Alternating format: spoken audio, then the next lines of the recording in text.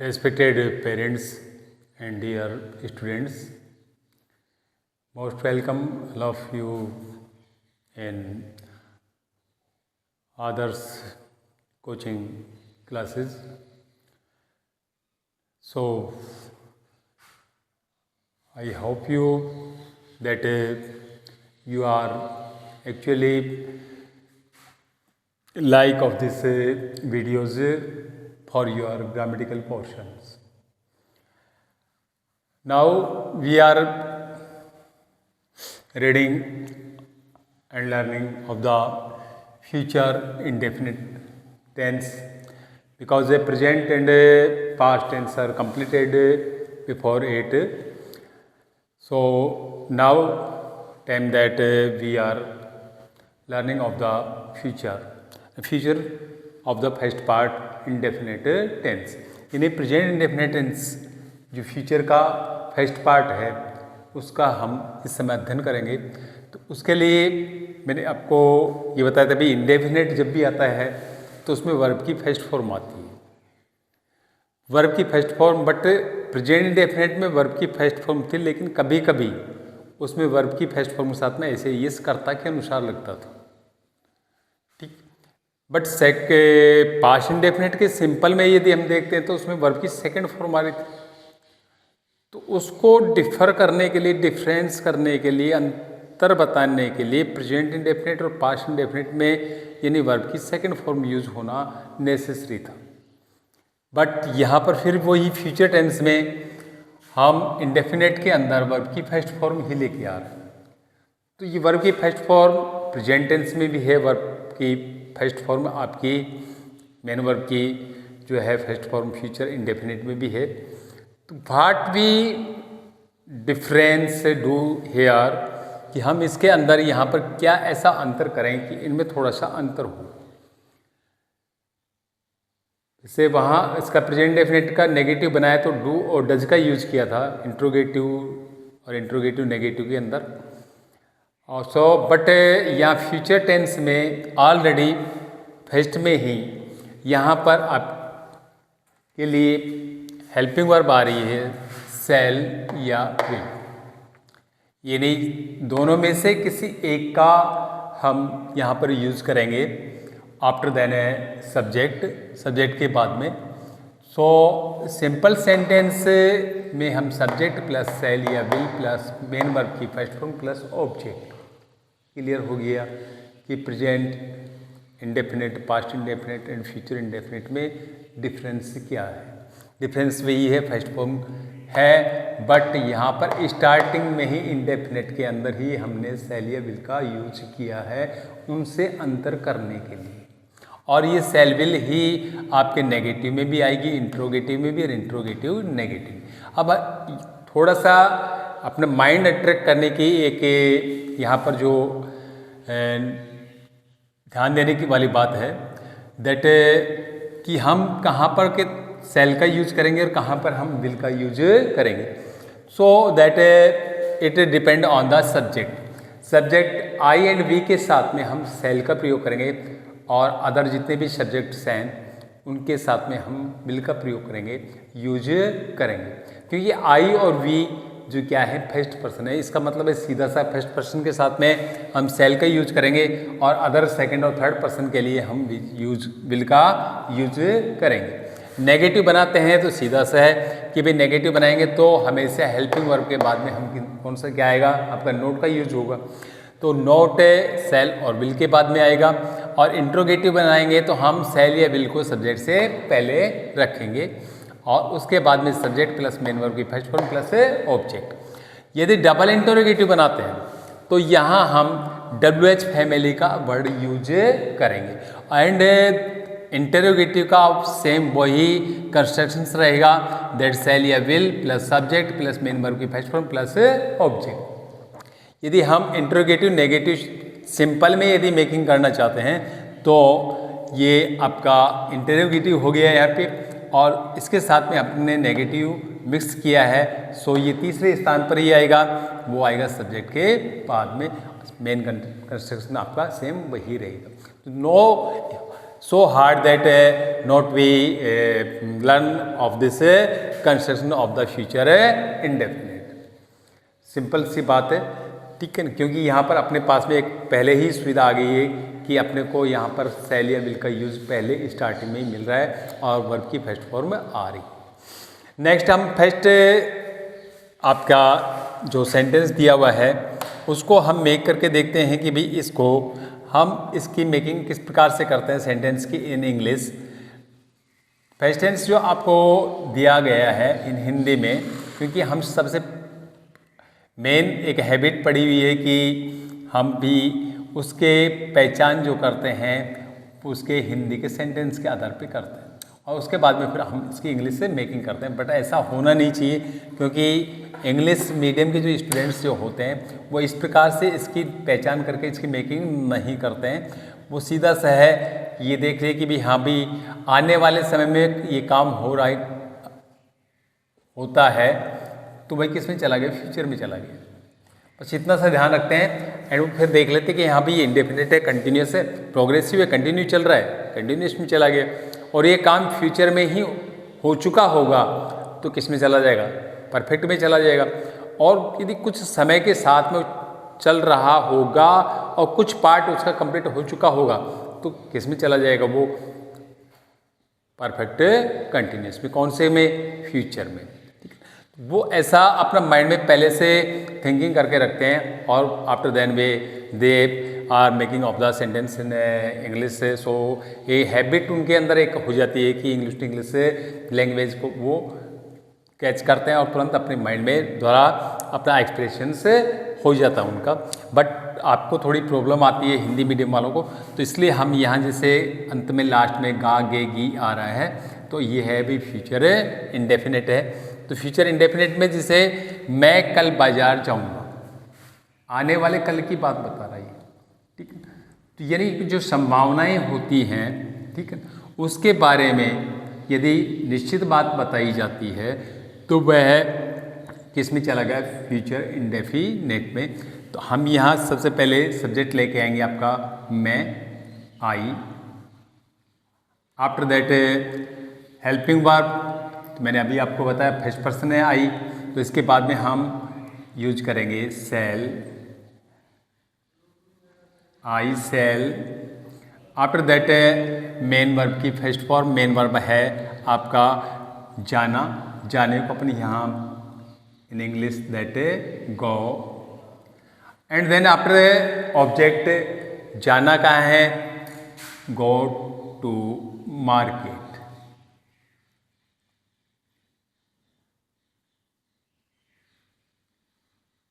That's all.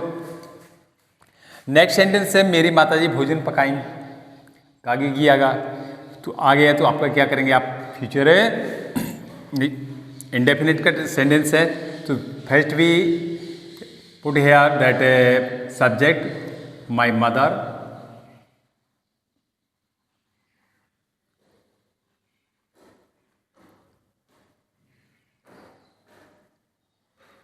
After then helping verb, तो ये क्या भी आपकी थर्ड पर्सन है, so we no use here shall, we use here that helping verb will, my mother will.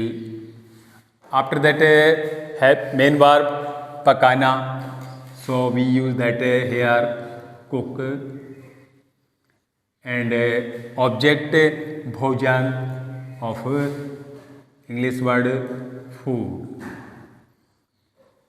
इस प्रकार से हमने इसको बनाया है कि उसमें सेल का यूज़ क्यों किया है कि फर्स्ट पर्सन है, यहाँ पर थर्ड पर्सन है, इसलिए हमने यहाँ पर विल का यूज किया है, ठीक। नेक्स्ट है विद्यार्थी फुटबॉल खेलेंगे, विद्यार्थी फुटबॉल खेलेंगे। तो इस सेंटेंस को अपन को मेक करना है इन इंग्लिश सेंटेंस में। तो विद्यार्थी फुटबॉल खेलेंगे, तो इसके लिए हमें जो मेकिंग करेंगे तो विद्यार्थी इसमें सब्जेक्ट हैं, खेलने वाले कौन है, विद्यार्थी। सो अपन यहाँ लिखेंगे the students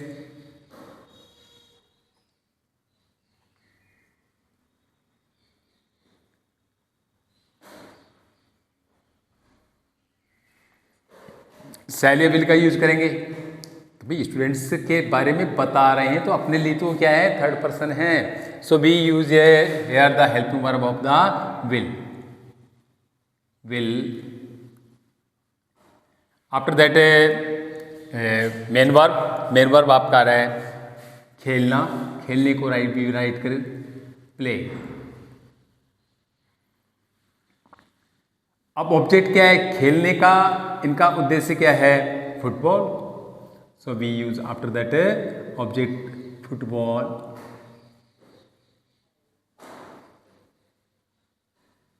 so complete sentence is here the विद्यार्थी फुटबॉल खेलेंगे, the students will play football. हम कल स्कूल जाएंगे, यू सी हियर दैट हम कल स्कूल जाएंगे, it means that future indefinite, ठीक है। श्योर फ्यूचर टेंस के बारे में बात कर रहे हैं तो हम के लिए हम यूज करेंगे सब्जेक्ट में we. So we after that helping verb we and I are first person, so we use here that shall, we cell.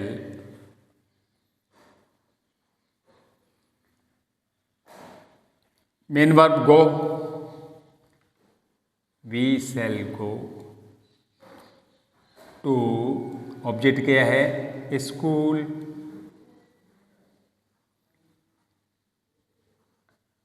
जाना कब है, कल, आने वाला कल, so we say that tomorrow.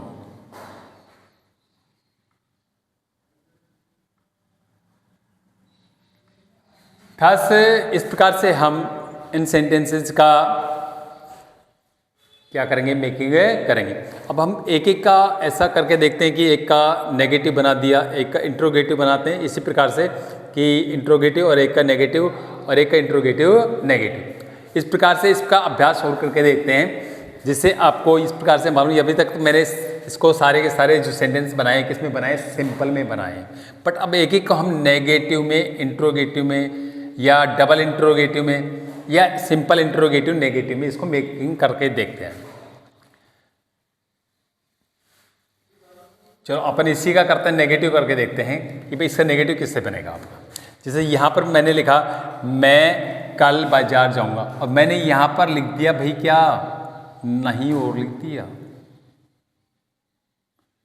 मैं कल बाजार नहीं जाऊंगा। So we what we use here after that shall और will, we use here third place that we use a not. So मैं I cell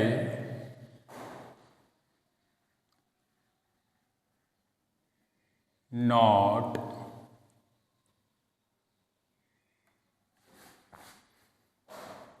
go to market। सीधा सामने, इसमें कुछ ज़्यादा कुछ भी नहीं किया है, हमने सिर्फ नोट का यूज़ किया है, और नोट कहाँ आ गया, आपके थर्ड पोजीशन पे आ गया, ठीक है। तो ये आपका जैसे पहले था आई सेल गो टू मार्केट, में बाजार जाऊँगा, मैं कल मैं बाजार नहीं जाऊँगा। तो नहीं के लिए हमने किसका यूज़ किया, नोट का यूज़ किया है। उसमें अपन को कुछ ज़्यादा इसमें डिस्टर्ब होने की या डीप माइंडली लेने की ज़रूरत नहीं है, नॉट भी it is that necessary. So we simply methods we use hair.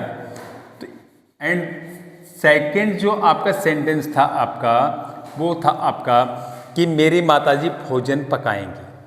अब इसको इंट्रोगेटिव में चेंज करते हैं, हमने उसको तो नेगेटिव में किया था, इसको सिंपल इंटरोगेटिव में करते हैं। क्या मेरी माताजी भोजन पकाएंगी, तो क्या आ गया, तो भी सिंपल इंटरोगेटिव है। सिंपल इंटरोगेटिव है तो हम किसका यूज करेंगे यहाँ, सेल या विल का।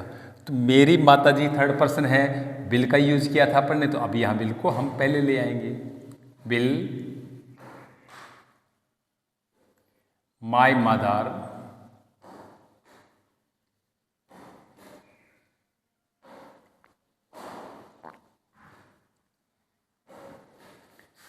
आफ्टर दैट मेन वर्ब की फर्स्ट फॉर्म, मेन वर्ब है पकाना, cook, food and interrogative sign. Negative भी हमने इसका बना दिया। अब डबल इंटरोगेटिव बना के देखते हैं कि डबल इंटरोगेटिव को हम इसको किस प्रकार से राइट करते हैं। इसको डबल इंटरोगेटिव में हमने देखा भी विद्यार्थी फुटबॉल खेलेंगे, तो हम क्वेश्चन कर सकते हैं इसके अंदर कि विद्यार्थी क्या खेलेंगे। ये क्या बीच में आ रहा है, तो ये अपन को सीधा सा साइन हो रहा है इस बात के लिए, या डिफाइन हो रहा है कि that it is A double interrogative, क्योंकि ये उसके इसमें तो हम यस और नो में आंसर दे सकते हैं। Will my mother cook food, yes my mother cook food, no my mother will not cook food. Yes and no चलता है उसके साथ सिंपल में, बट इसमें सिंपल ये जो डबल में होता है इसमें हम यस और नो में आंसर नहीं दे सकते। ठीक है, जिसे इसमें विद्यार्थी फुटबॉल खेलेंगे, अपन ने इसी को बना दिया विद्यार्थी, या फुटबॉल की जगह मैंने राइट कर दिया क्या, क्या खेलेंगे। तो so we will here that WH क्या, इट मीन्स ऑब्जेक्ट है। ऑब्जेक्ट हमने क्या लिया था यहाँ पे, फुटबॉल लिया था, तो फुटबॉल को तो यहाँ से हम क्या करेंगे, रिमूव करेंगे, और उसके स्थान पे हम किसका यूज करेंगे, व्हाट। व्हाट WH का कौन सा वर्ड आ गया यहाँ पे, व्हाट, क्योंकि ऑब्जेक्ट के रिलेटेड जो अपन जो भी उससे सूचना चाहते हैं तो वो हम उसके लिए व्हाट का यूज़ करते हैं। व्हाट यदि आंसर मांगता है तो ऑब्जेक्ट से रिलेटेड ही होता है, तो what and after that helping verb, विद्यार्थी है, थर्ड पर्सन है, so we use here will.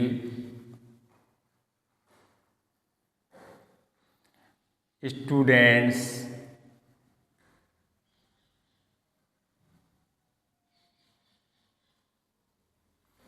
And after that main verb की first form play. What will students play, विद्यार्थी क्या खेलेंगे। ये आपका चला गया किसमें, डबल इंटेरोगेटिव का सेंटेंस मेक हो गया कंप्लीट। नेक्स्ट अपन, सॉरी मैंने इसको यहाँ पे मेक कर दिया,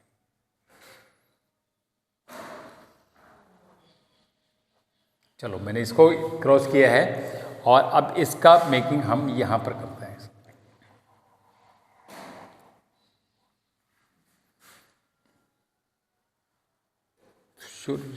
सही किया था बेटा।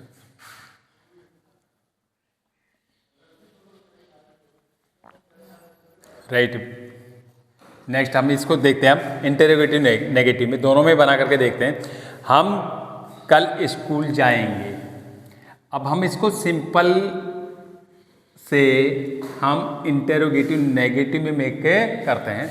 तो इंटरोगेटिव नेगेटिव में बनाएंगे तो हम क्या बनाएंगे इसमें, क्या हम कल स्कूल, और यहाँ पर लिख दिया मैंने नहीं जाएंगे। ठीक है, तो इंटरोगेटिव का साइन लगेगा यहाँ पे। ठीक है, यहाँ भी ये इंटरोगेटिव हो गया, और यहाँ पर भी आपका क्या हो गया, इंटरोगेटिव हो गया। ठीक, नेक्स्ट देखते हैं आप इसको, क्या हम कल स्कूल नहीं जाएंगे। इसको मेक करने के लिए हम यहाँ पर दैट यूज करेंगे हेल्पिंग वर्ब को सब्जेक्ट से पहले। तो हेल्पिंग वर्ब है आपका, हम फर्स्ट पर्सन है, so we use here shall. Subject हम, वी। नेगेटिव भी बनाना है, सो थर्ड पोजीशन पे कौन आएगा, not. And after that main verb जाना, not, go. To and object school.